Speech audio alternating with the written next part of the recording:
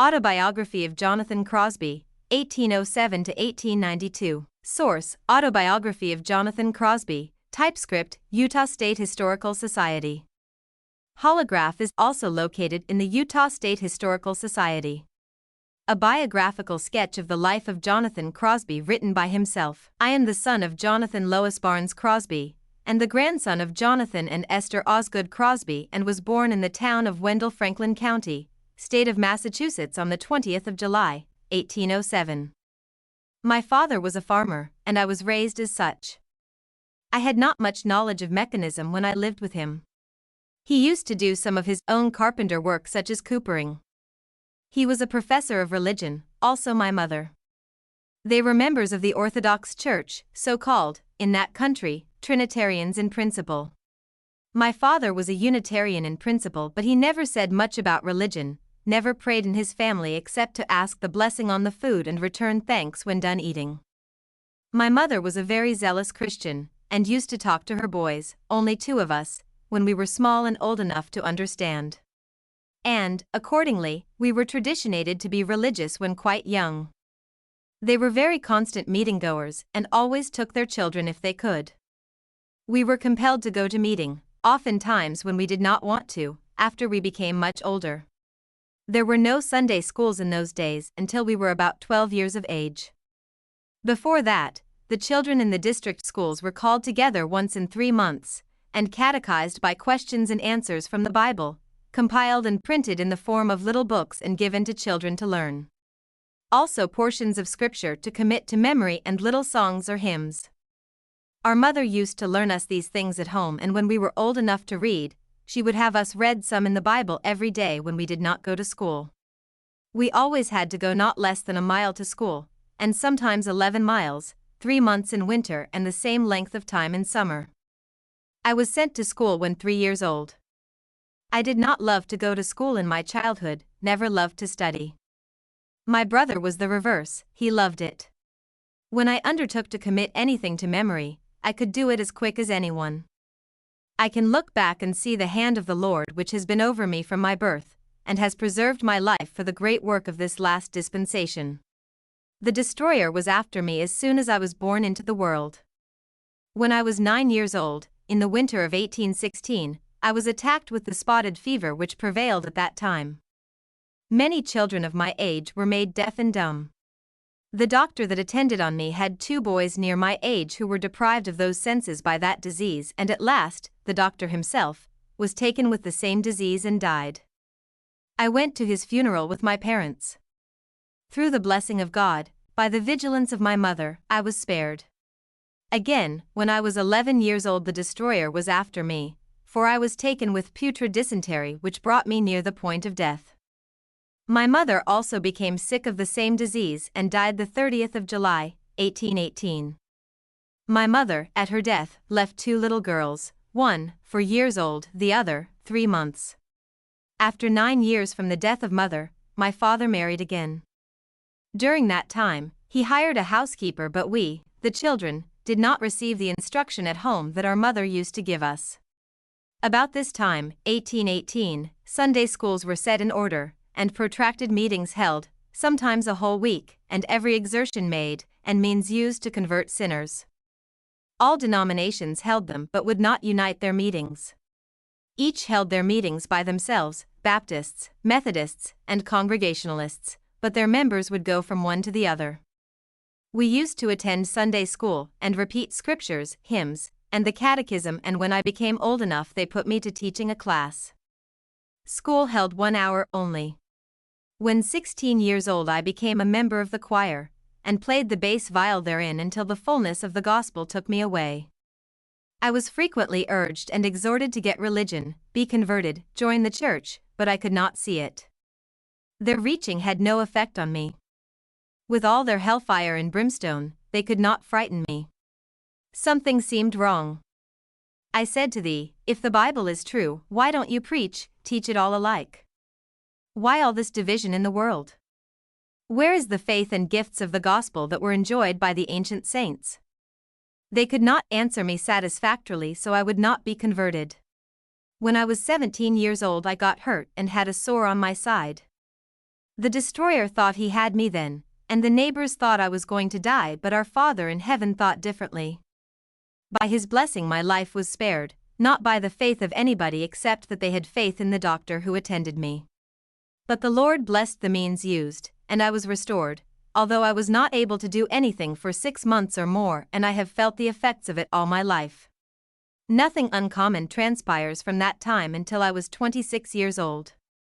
In the months of January and February there was a singing school in town, and my oldest sister Emily and myself attended it. She was then 18 years old. She took a violent cold, which settled on her lungs, also inflammation of the bowels, all which confined her in bed with a hard cough resulting in the spitting up of her lungs. The doctor that attended her did not understand her case, being a young man, and not having had much experience, she pined away and died on the 6th of June following, which was a heavy blow to me.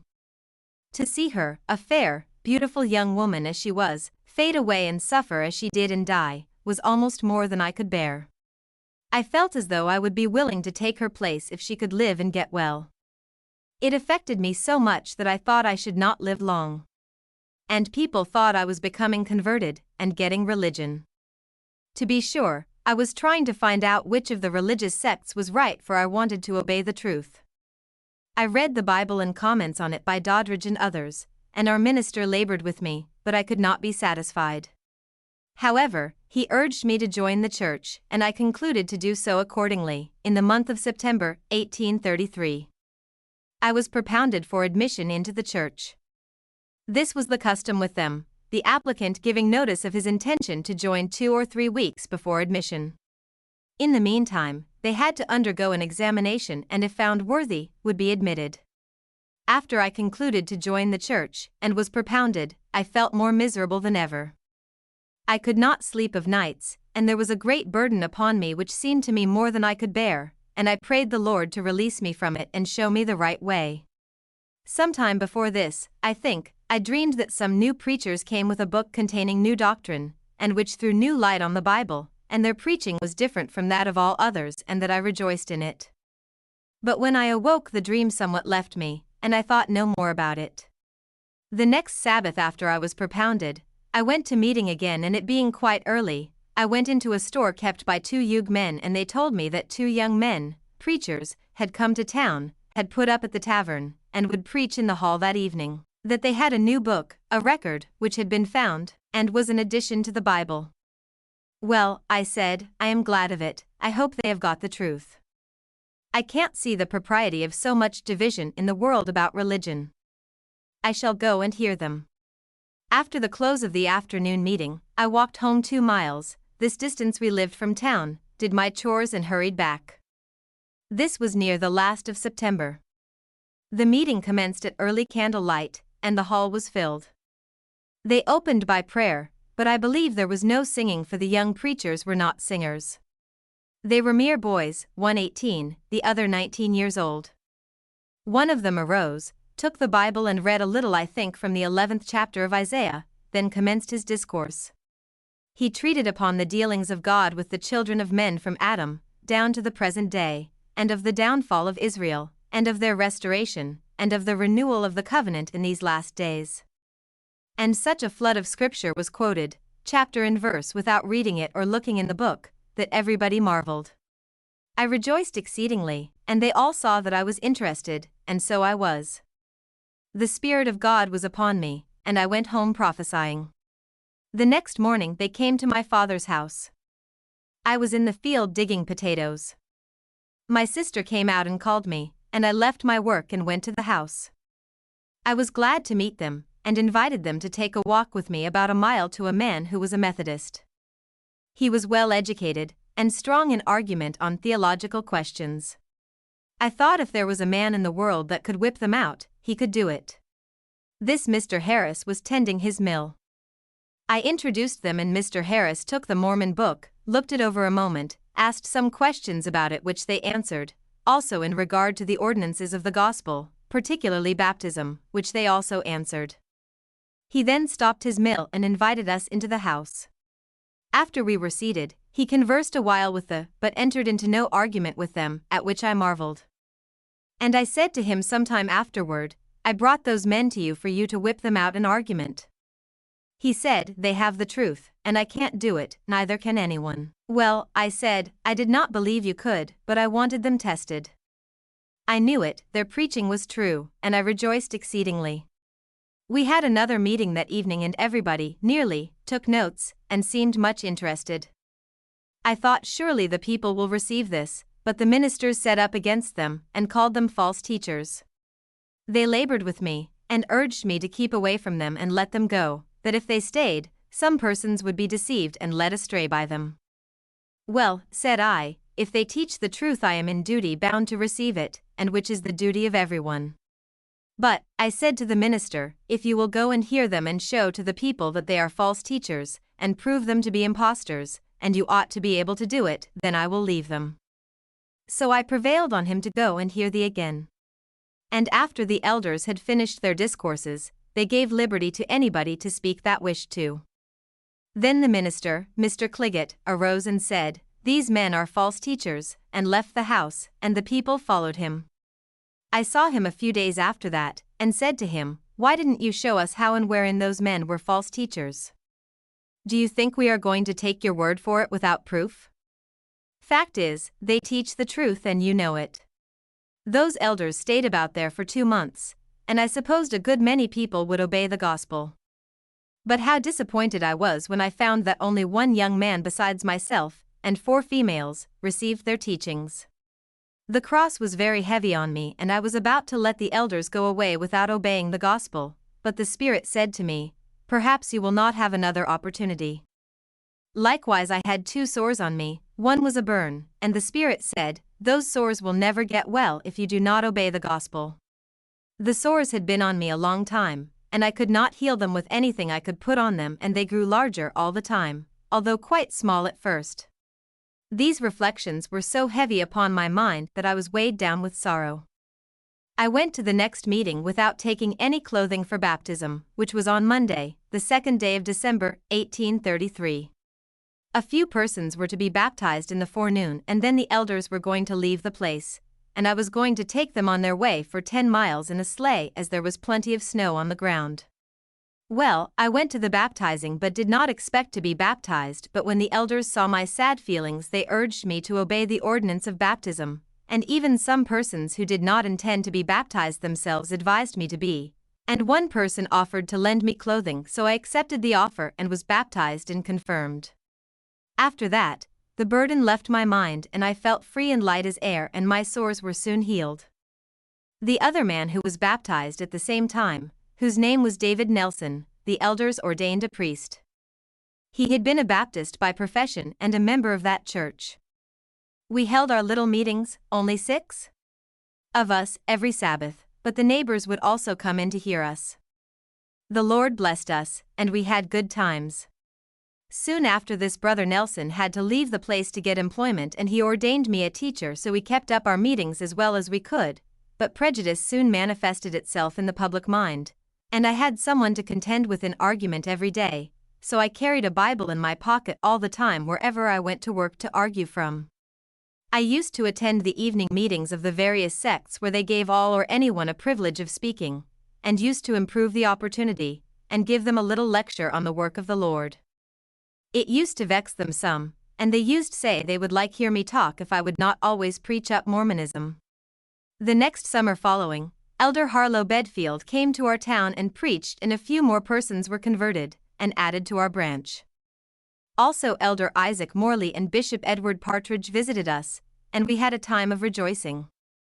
The following October I went to Canada to get married. On my way I passed through Montpelier, the capital of Vermont. It happened to be a great day with the people there, because of a new steakhouse just completed. The people all about the country had gathered there. I passed along in the city about a mile, and put up at a public house. Soon there came in quite a large company to stay overnight, and one man I noticed was a little intoxicated with strong liquor and could not speak without profaning with an oath. He would blaspheme at almost every breath, and the whole company noticed it, and some of them asked him if he could live 1 hour without swearing. He guessed he could, so they bet with him that if he could, they would treat; if he did not, he should treat. I sat and heard but said nothing, but resolved to watch with him and keep him from swearing if possible, but got off my guard and missed. "There," said they, "we knew you couldn't." "Well," he said, "we will try it again." I said to myself, "You shall not fail this time," and he did not. I had to occupy the same bed with that fellow that night, and when we went to bed I said to him that I had not heard so much profane language from one man before in my life, that it was not only wicked, but a disgrace to anyone to use it. Nothing more was said. In the morning, while we were all sitting around the fire, a man with 2 boys, bright-looking lads, 12 and 14 years of age I should think, sat smoking, and talking and swearing most wickedly. I said to him, "Mister, what kind of an example are you setting for your boys? 2 bright-looking lads, for shame. It is vile blasphemy and bestiality." He sat smoking, hung his head, and said nothing. And some of the company confirmed what I said, and I think he felt ashamed. I write this to show what power the Spirit has. I had been to Canada 2 years before this, and my affianced and myself had agreed to unite our destinies for this life. We did not know anything about marriage for eternity then. We were married on the 25th of October, 1834, by an Episcopalian minister, the Reverend Mr. Cotton. Some of my wife's friends were opposed to our marriage because I had become a Mormon. However, I had no trouble about that, for she was willing, as also her father. Immediately after our marriage, we returned to Massachusetts. And shortly after, in December I think, there came an elder, an old gentleman by the name of King who had been a Methodist preacher but had obeyed the gospel. He gave us some good instructions. Shortly after he left, Elder Samuel Bent came. He was formerly a resident of our town, Wendell. I knew him when a small boy. He came in January, 1835 and baptized my wife, so we were then united in the faith, and during the season following, some more additions to our branch were made by baptism. During the same winter when I was baptized, that of 1833, 1834, all sorts of reports were put in circulation concerning Joe Smith. I answered his letters, and told him to keep his stories at home and come with his Bible like an honest man if he believed in it, but he never came. They got a letter from a Presbyterian minister in Palmyra, New York, signed by his deacons, which they had printed in the county paper, which was a perfect piece of abuse and slander. The minister took it and went about town reading it to the people. He came to my father's house with one of his deacons in company with him, and handed me the paper that I might read the printed letter, and went into another room to converse with my father. I read the letter, and then went into the other room and gave him back the paper. He asked me if I was willing that he should read the letter there. I said, "I am not the master of the house, and could say nothing about that." But he read the letter, and then asked me what I thought of it. I said, "It is a piece of slander and abuse of a man they know nothing about, only what they hear of him in the shape of vague reports and rumors. It is a piece of defamation, and as you are set to be a spiritual leader and teacher of the people here, I advise you to go home and mind your own business, and teach the people to live godlike lives and let others alone." They soon left, and went to our neighbors who lived a short distance away from us and back a little distance from the road, and after they came back from the house to the road where their horse and sleigh were standing, and while shutting the gate before getting into the sleigh, the horse started and ran about a mile, breaking their sleigh harness quite badly. This put an end to their mission of slander. In 1835, month of September I think, my wife proposed that we fix up and go to Canada and visit her relations, friends, and afterwards go to Kirtland, Ohio, where the prophet and saints were gathered. It seemed like a great undertaking, and I was afraid we would not be able to accomplish the journey before winter, but I said we will try. I told my father we were going to leave and go to Ohio. He felt bad, and said he would build an addition on the house for us if we would stay, but I said no, we want to go to the church, and told him I thought David, my brother, would come and live with him. Brother David was then living in Canada where we were going to visit, and that I would request him to do so. I then went to work to fix up a wagon to travel with. I had a one-horse wagon and a horse, but the wagon needed some alterations, such as a larger box and a cover on it, all of which I soon accomplished.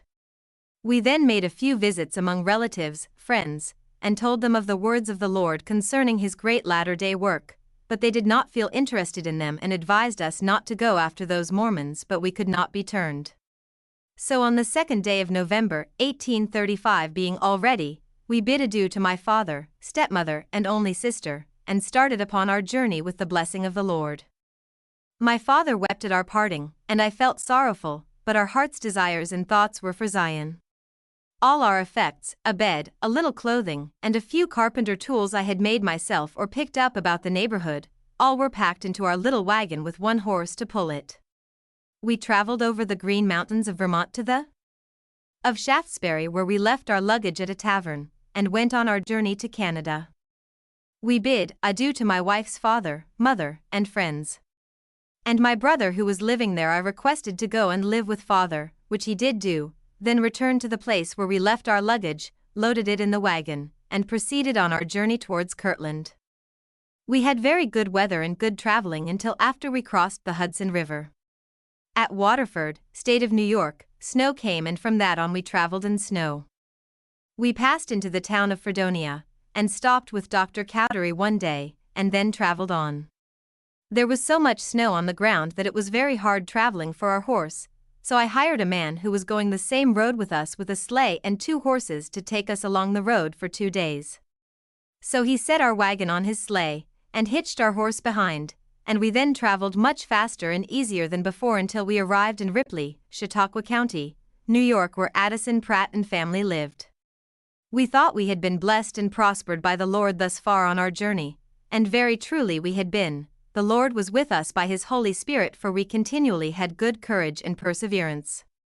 Some people where we stayed, we put up at private houses mostly in our journey along the road, said they thought we were the very happy couple, and had great courage to be traveling that time of year. Soon after our arrival at Brother and Sister Pratt's, I left my wife there with her sister and took our horse and rode to Kirtland to look out a dwelling place. When I arrived in town it was nearly dark. I put up my horse at the tavern, which was kept by a Brother Johnson, father of Luke and Lyman Johnson. Then I determined to go and see the prophet of God first of all, as it was my strongest desire. I was told where he lived, and went there, rapped on the door, and the prophet himself opened it, and bid me come in and be seated. He then asked me a few questions concerning my nativity, and of my coming into the church, and made me welcome. He had the company of several persons that evening beside myself. There were his brother Hiram, Reynolds Cahoon, Martin Harris, John Carroll, the architect of the temple, George A. Smith, and perhaps others. We had a very pleasant time. He treated his company with cider and pepper, and had supper served up. I thought he was a queer man for a prophet of God. He did not appear as I expected him to, however I was not stumbled at all. I found him to be a friendly, cheerful, agreeable man. I could not help liking him. I stopped overnight, and took breakfast there in the morning. He showed me the records of the mummies and explained them to me. He could read them, they written in language of the Book of Mormon on the plates, and were very interesting. I paid for the entertainment, and then walked about town and went to the Kirtland temple. It was not finished. This was Christmas Day and I was invited to a feast. Patriarch Smith, the father of the prophet, was there giving blessings, and told me when I got moved there with my wife he would give us blessings. After 2 or 3 days spent very agreeably, I returned, having found a chance to live with Brother Parley P. Pratt, to Ripley to Brother Pratt's place, and found my wife had been unwell, had met with a loss, but was then better. So we fixed up, and went on to Kirtland, arrived there on the 12th day of January, 1836, and went to living with Brother Parley P. Pratt and family. I then worked on the temple to pay for our board, and continued working there till the temple was dedicated. I was only a teacher when we arrived in Kirtland, but soon after, they ordained me an elder, and again soon after that I was put into the second quorum of 70s. We had very interesting meetings that winter in Kirtland. There was the dedication of Kirtland Temple, and the solemn assembly about the last of March, and the conference on the 6th of April. After that, by request of the prophet, I attended the Hebrew school. He himself attended it and many others. This was in the summer of 1836. This was also the time when the prophet proposed to the saints to unite with their means, and start a banking system, Kirtland Safety Society, and advised all to take shares or stock in it, and a great many did so. I did not, for I had no money, but I took the bills in payment for my work. The enemy soon became very busy gathering up the bills and drawing on the bank for specie, in order to break it, which caused a great deal of trouble to the stockholders. Money was very scarce that year, and flour was $10 per barrel, and all other provisions accordingly. At this time there began to be some dissatisfaction in the church. Bitter feelings arose in the minds of some people against the prophet, and they began to find fault with him. I traded off my horse and wagon in the spring, after the dedication of the temple, and got a city lot. I put up the frame of a small house, got it enclosed but never finished, and a little while before the month of December came in we moved into it. It was a cold place to live in through the winter. There was only a loose floor, and nothing but the roof overhead. On the 14th of the month our son Alma was born. Being in an unfinished house my wife took cold, and was sick with a sore breast nearly all winter. She could not nurse the boy, so we had to beg milk of the neighbors and let him suck the bottle. Yet he kept quite well all the time and the neighbors were all very kind. While my wife was sick, Father Joseph Smith came and administered to her, and named and blessed the baby. There are some circumstances which I have omitted to mention in their proper place.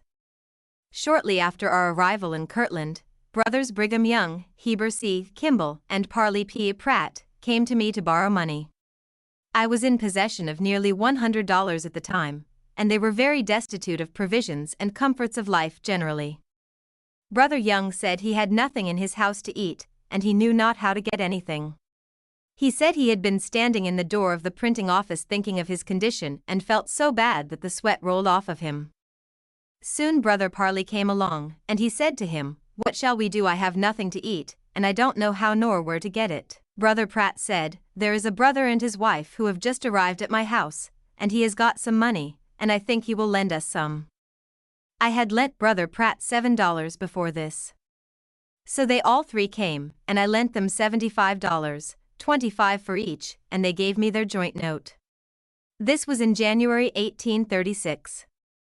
President Brigham Young has related this circumstance many times, but I never heard the others mention it. I have said that the Kirtland Bank was started in the spring and summer of 1836, but I'm mistaken. The first presidency of the church issued a scrip circular which answered a very good purpose and passed off very well that season. But the next spring and summer, 1837, the bank was started. And soon after this great dissatisfaction apostasy took place, the account of which will be found in church history.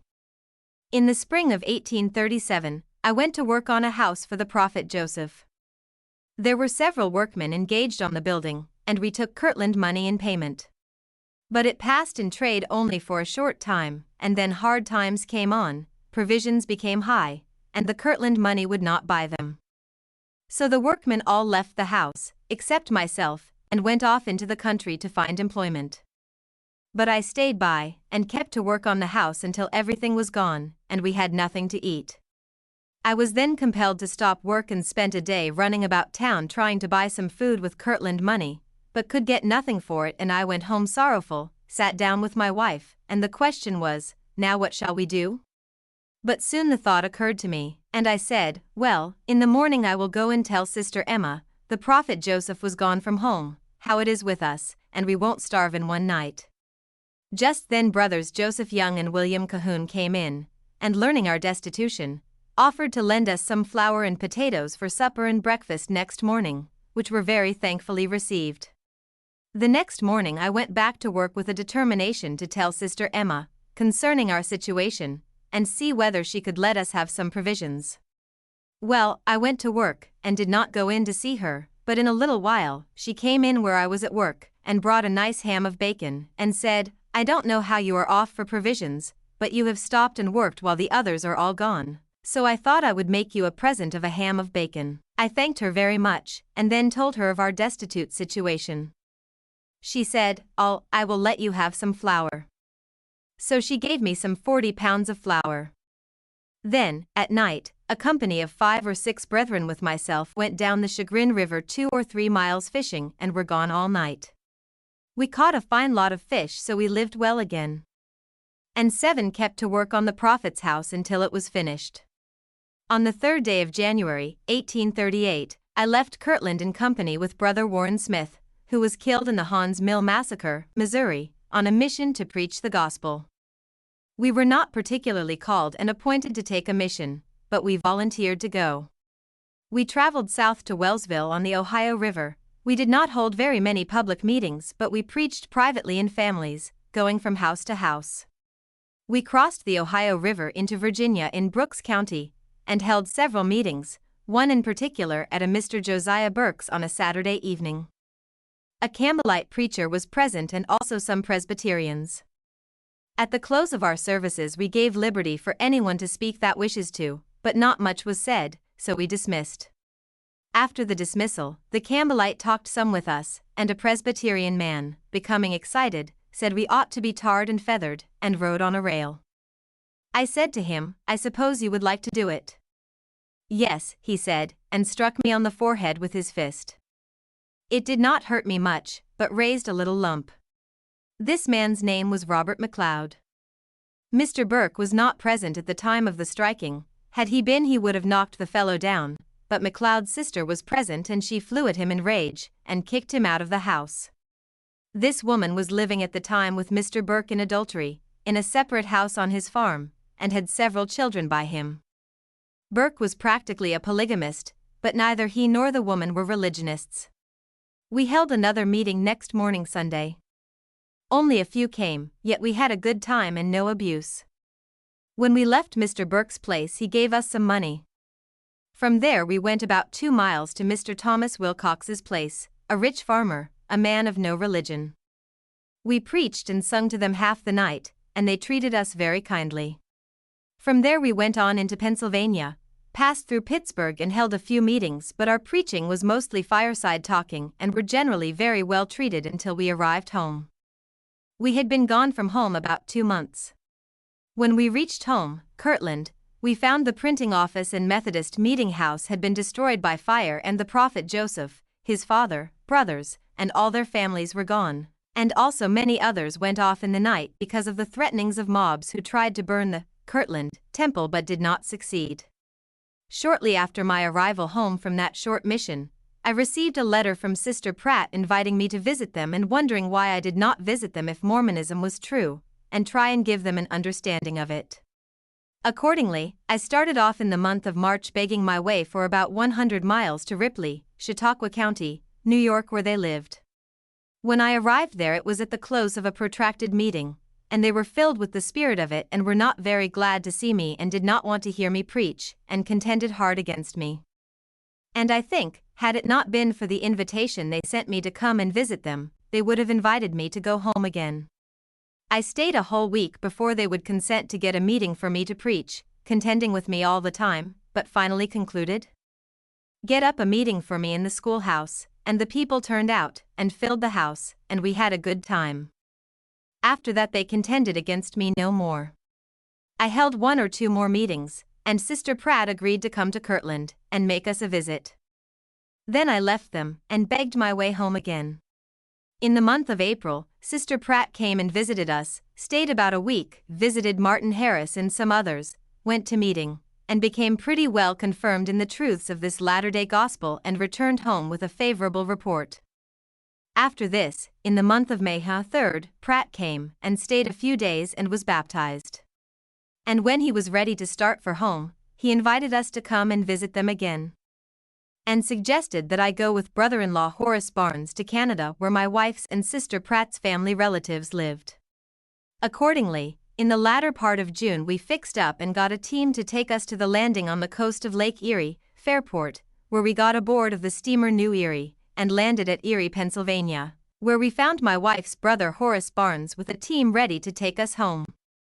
We arrived at their place of residence in the evening, only 1 day from Kirtland, after a very pleasant trip. A few days after our arrival, I baptized Sister Pratt and her brother Horace Barnes, and soon after that, we started for Canada. We traveled on foot to Buffalo, got on board a steamer, and ran to the Niagara Falls. We took a good look at them, and went on our way to Rochester a few miles below, on the coast of Lake Ontario, where we got on board the steamer Fulton, and sailed for Ogdensburg. On the passage, the steamer stopped at Sackett's Harbor, where we saw an old ship, a relic of the War of 1812, which was laying in the harbor. We visited an old fort, another relic of that war, where we saw many interesting things. The steamer also stopped at Kingston a short time, and on the passage we sailed along through the 100 Islands, a great curiosity in Lake Ontario, and landed at Ogdensburg in the night. From there we traveled on foot to Moira in Franklin County, New York, where Mr. Lockwood lived. He married my wife's sister Dolly Barnes. We stayed there a week or more, and I preached in their meeting house several times to good congregations. Mr. Lockwood and family were so full of Methodism, however, that they were unable to see and appreciate the true gospel light that had come into the world. We soon left there and went on our way to Canada, crossing Lake Champlain to Caldwell Manor and then on to Dunham, where our friends lived. We found them all well, except my wife's youngest sister, Catherine, who was very sick, wasting away with consumption. I labored with them and tried to influence her, as also her father and mother, to get faith that she might be healed, but her parents were old and all her relatives and friends were so full of sectarian tradition that we could make but little impression upon them. We wanted them to sell their property and go with us to the church, but their parents thought they were too old to undertake the like of that. They were very glad to see us, and Catherine, although so sick, was overjoyed to see us. Her brother, Horace, they had not seen for a good many years. It seemed to put new life into Catherine, and we thought she might get well, but after we left, she failed very fast and soon passed away. We held several meetings in Dunham, but could not get the people interested enough in the gospel we preached to investigate it. When we left Canada, we passed through Vermont into the state of Massachusetts to my old home. My father and stepmother were still living, and my brother David and family were living with them. My brother and all his family had been baptized, and I baptized my sister Lois. We stayed there, I think, about 2 weeks, and when we got ready to start for home, my father gave me a horse and wagon to travel home with. We started in the latter part of August, and arrived at Brother Addison Pratt's in Ripley, New York in September. Then we all took hold, and gathered the crops that Brother Pratt had raised, and made sales and disposed of them. And Brother Pratt sold his farm, and I fixed up the wagons, and we started in November for some place in the West, not knowing where, for the church were then leaving Missouri, and had not located.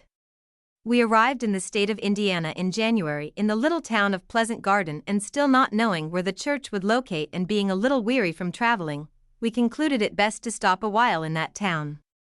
So Brother Pratt bought some land about 2 miles from town, and made a farm, while I with my little family stopped in town, and finding a young man from New York named Ross R. Rogers, who was a cabinet maker by trade, and a Latter-day Saint, he and I concluded to go into the cabinet making business. We succeeded and prospered very well in our undertaking. In the spring and summer following, 1839, many elders passed through our town on missions to different parts. In the fall, Almond W. Babbitt came there, and stayed 2 or 3 months and preached, and built up a little branch of the church and appointed me to preside over it. I did so according to the best of my abilities. About the last of November, the prophet Joseph Smith, Dr. Foster, and Elias Higbee came there, being on their way to Washington City, to lay the case of the persecution of the saints in Missouri before Congress, and when they returned home they called on us again. The account of this mission is in the history of the church. We continued to reside in this town of Pleasant Garden, state of Indiana, about 3 years and a half, or till the latter part of June 1842, when we prepared for another journey, and we started and traveled to Nauvoo. There, I bought a house and lot of Brother Ben Wilbur. And after getting comfortably fixed for living, I went to work for the firm of MacArthur and Abbott. In the month of October following, of the year 1842, I volunteered to go on a mission through the northern states into Canada. Traveled with Brother Clark as far Kirtland. There we separated, he going into Pennsylvania, and I traveled on through the state of New York into Canada. As I passed on to the east, through Ashtabula County, I found Brother John Riggs, who was preaching about there. And he decided to go with me, so we started on traveling together about the last of December, begging our way as preachers of the gospel, without purse or scrip. We passed on through the country calling from house to house, in fireside preaching, only occasionally holding a public meeting. We found a few brethren scattered through the country, until we arrived in Rochester, where we found Ezra Thayer, who had been almost one of the first members of the church, spoken of in the Revelations of Joseph. He treated us well, but was dead spiritually. From there we passed on to Auburn, where we visited the penitentiary. We were shown through all the workshops, dining and cook rooms and cells. Everything was explained to us, and were treated very respectfully. Thence we traveled Utica, and found some of Brother Riggs' relatives. On the way we held several meetings. We found a small branch of the church in Utica. We stayed there about a week, held a conference, and had a happy and agreeable time, and were greatly blessed of the Lord. From Utica we crossed the river and passed through country, warning the people on the way, came to the Hudson River some distance above Saratoga, and then traveled north until we came to Scaroon Lake. In the town I found my Aunt Dresser, my father's sister, and some cousins. We labored there about 2 weeks, and were treated kindly, but they did not receive our testimony. From there we continued on our course north, and northwest to the town of Malone, Franklin Company. N.Y., thence to Moira, 5 miles, where my wife's sister lived at Mr. Walter Lockwood's. We held several meetings in the latter town, but the people were full of Millerism, and didn't want Mormonism. The Millwrights in these 2 towns were preaching at that time, that the coming of Christ would be in about 1 month from that time. This was the month of February 1843. From Moira, we went to the next town, where we found a few professed saints. We put up at a Mr. Bullock's. The lady of the house was quite zealous in this latter-day work. We stayed about there nearly 6 weeks, preaching in various places, and baptized a couple. Here Brother Riggs found himself a wife, the daughter of Sister Bullock, and I left him and went on my way to Canada. This was toward the last of April, crossed Lake Champlain at the northeast corner of the state, to what was called Caldwell's Manor in Canada, and then proceeded on to Dunham, where my wife's family relatives and old-time friends lived. I preached here several times, after which went on through the state of Vermont into Massachusetts, to the town of Wendell, my birthplace. It was now June 1843, I think. I found my brother David at home here, and was engaged settling up the estate of our father, who had died 4 years before, May 12, 1839. I stayed and preached in Wendell and thereabouts, also in New Salem, Athol, Warwick, Winchester, and in the state of New Hampshire, until the month of October, at which time I had baptized 4 persons. My brother had then got his business settled and was ready to go with me to the church. So we started, and went to Springfield in Massachusetts, thence by railcars to Albany, New York, thence by canal to Buffalo, thence across the lake to Cleveland, Ohio, thence on the Ohio Canal to the Ohio River. While sailing down the Ohio River by steamboat, I was taken sick with the smallpox. Think I was first taken at the town of Worcester, Ohio, yet, notwithstanding my sickness, I continued my journey up the Mississippi River by steamboat to Warsaw, Illinois. There we hired a team to take us to Nauvoo. When I got home, I found all well but myself. I was sick with the smallpox, and confined at the house, and not allowed to go out about town nearly all winter. In the spring, 1844, as soon as I was able, I went to work on the Nauvoo temple, and continued to work on it the greater portion of the time, until several of the rooms were finished sufficiently so that they gave endowments. There, my wife and I received all the ordinances of the holy endowments that could be given, or that is given in the temple now. In the organization of the quorums of 70s, I was appointed one of the presidents of the 12th quorum, which position I still hold. In February 1846, the church began to leave Nauvoo and move westward. A large company at this time crossed the river, and moved on to Garden Grove, Pisgah, in the state of Iowa. We were compelled to stay in Nauvoo till after the Mobocratic army entered, and ransacked the city. Being all sick, we were unable to get away sooner, and being also in poverty, I was totally unable to make any preparations for leaving. And nights, while lying abed tormented by mosquitoes, fleas and bedbugs in terrible numbers, we could hear the roar of cannon and guns, in the battles that were waged between our people and the army of the mob. But our people were compelled to give way, and the Mobocratic army in overwhelming numbers soon entered the city, and traveled about, and through it in little squads demanding the firearms of the brethren. One of them, an old Missouri mobber, came into our house, leveled his gun at me and demanded my arms. I had only a pistol, which I gave him, and he left. Shortly after, 2 or 3 others came in, talked quite friendly, said we should not be hurt and that we might stay as long as we pleased. Soon after all this, and notwithstanding I was sick, I succeeded in getting a wagon fixed up, loaded our things into it, and got one of the brethren with his oxen, to haul our load down to the river, where we lay 2 or 3 days waiting to be ferried over.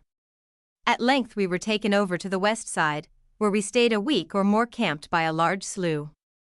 Here, quails were very plentiful. I had a gun which I took in the trade when I sold our house and lot in Nauvoo, so I was able to shoot some of the quails to cook, which was a great treat and help to us in our destitution.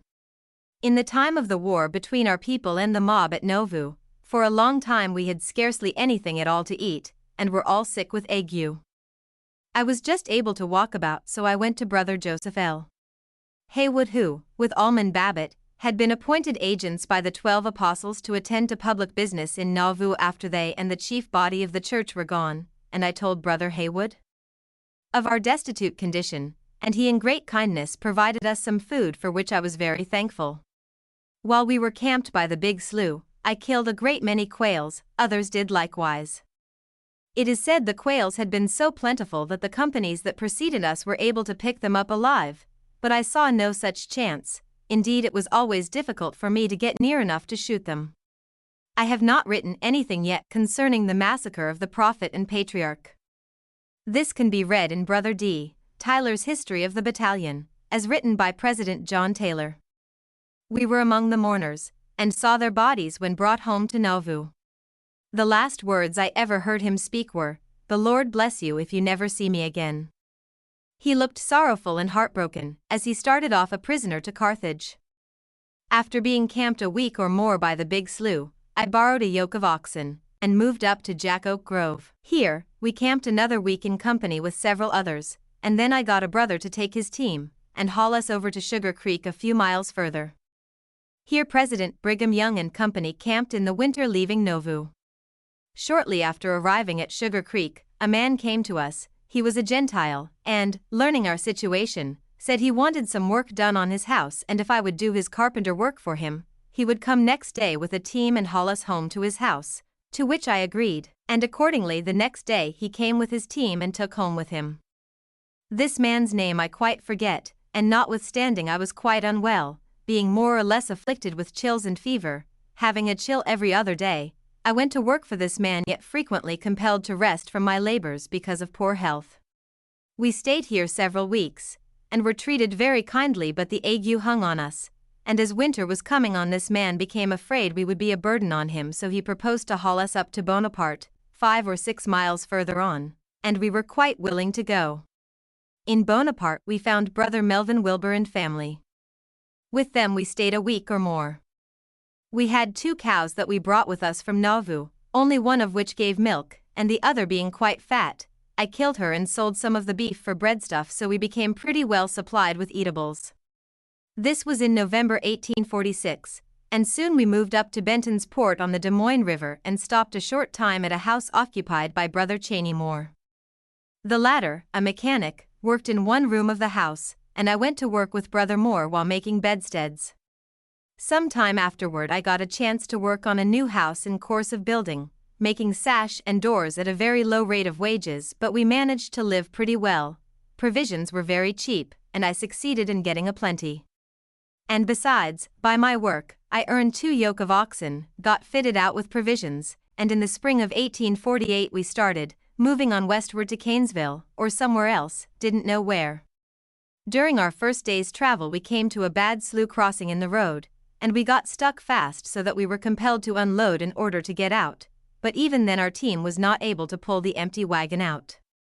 But just then, a large, fine yoke of oxen came along the road behind us, overtaking us, unattended by any person, and which we considered very providential aid. So I hitched them on the wagon with my own team, and pulled out easily. I then turned the strange oxen loose again, loaded in the things we had taken out, and traveled on. We looked upon that aid and help as being directly from our Heavenly Father. After that, We got stuck in bad places several times, and had to unload in order to pull out, but only a few days passed, and Brother Ezra Clark with a small company overtook us, and then we had no more trouble. When we came to bad places, we were in duty bound to help each other. After a few days we arrived at Chicken Creek, where we found some brethren, among them were Joseph and Phineas Young. We camped there a few days, and had a very pleasant time with the brethren. And when we went on, we crossed over a mountain, and soon arrived at Canesville. Here we found Apostle Orson Hyde presiding.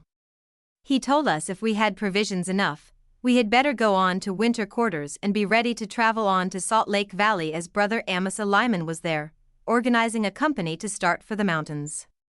We had heard this before, and I was anxious to go. I exchanged my yoke of small steers at Chicken Creek for a larger yoke of oxen, so that I then had a very good team. It was toward the last of June 1848 when we left winter quarters, and went over to the Elkhorn Creek, and camped a day or two, to get a little better organized. Brother Ezra Clark was made captain of the 10 that we were in, and I think there were about 40 wagons in our company. Thence, we moved on to the Loop Fork, where we camped a day or two, and in the meantime Brother Willard Richards' company overtook and camped by us. We had passed them since starting.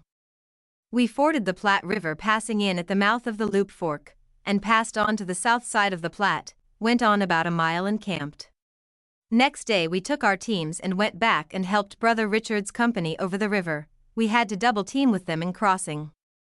From that time on to Salt Lake Valley, not much of great consequence transpired, except that Brother Sidney Ranner lost a little boy by death, being killed by falling from a wagon which ran over him. The company also lost several oxen. We had no trouble with the Indians, had to donate to them a little. We also traded with them some, bought buffalo robes and moccasins. We arrived in Salt Lake Valley all well, on the 12th, October 1848. We hired a small adobe house, 1 room only, to live in, and I rented another one for a shop close by, and went to work making tables and bedsteads. Provisions were scarce during the following winter and spring. But in June 1849, hundreds of travelers from the States came along on their way to the California gold diggings, and they brought provisions of all kinds, and store goods also, and sold them very cheap, much less than first cost. Many threw away their provisions and goods on the plains and left their wagons, and when they got to Salt Lake, they sold everything they could spare, and packed saddles for their animals. I made a good many saddles and got money, provisions, and goods for them. I sold my oxen for lumber to work up into furniture. I built a small house on the side of the hill or bench, east of President Brigham Young's habitation, on what is called South Temple Street. We lived there through the winter of 1849 and 1850. At the April conference of 1850, I was appointed with a few others to take my family and go on a mission to the South Pacific Islands. Accordingly, I went to work to get things in readiness to start with the company. A few of the members of the company were bound for the gold mines. There were about 10 of the company who were missionaries. We had a very good journey to California. Before we started, President Brigham Young bought our house, and almost everything we had to sell, gave us a team and some money. We had the same wagon that we came to the valley with, which we started on this journey with. We started on the 7th of May, 1850, arrived at Farmington the first day, and camped overnight. Here Brother Thomas Tompkins lived, and who was appointed to the same mission. He had Brother Addison Pratt's family in charge, helping them on the journey. Brother Pratt was already on the islands, having gone there the autumn before. Nothing of much interest transpired on the way to California. We had a very pleasant journey. We camped on the top of the Sierra Nevada mountains after passing over snow said to be 40 feet deep on the 4th of July. Ice froze that night half an inch thick. Next day, before 12 o'clock, we got to where there was no snow and did not freeze at all. A few days after this we arrived in Pleasant Valley, and near to some old gold diggings, and the several persons of the company decided to go out and try their luck in getting a little gold, myself with them. Others stayed to guard and keep camp. We went about a mile, and altogether we obtained about $20, so we made a feast and had a little jubilee. We then went on to where Porter Rockwell and another man in California were keeping a liquor shop. We camped a day and sold our teams and wagons to Porter Rockwell, those of us who were going to the islands, but we had the use of them to take us to Sacramento, and Porter sent a man along with us to take the teams back. Here we found a brother Levi Doherty and family with whom we stopped a day or two until we could get a passage to San Francisco.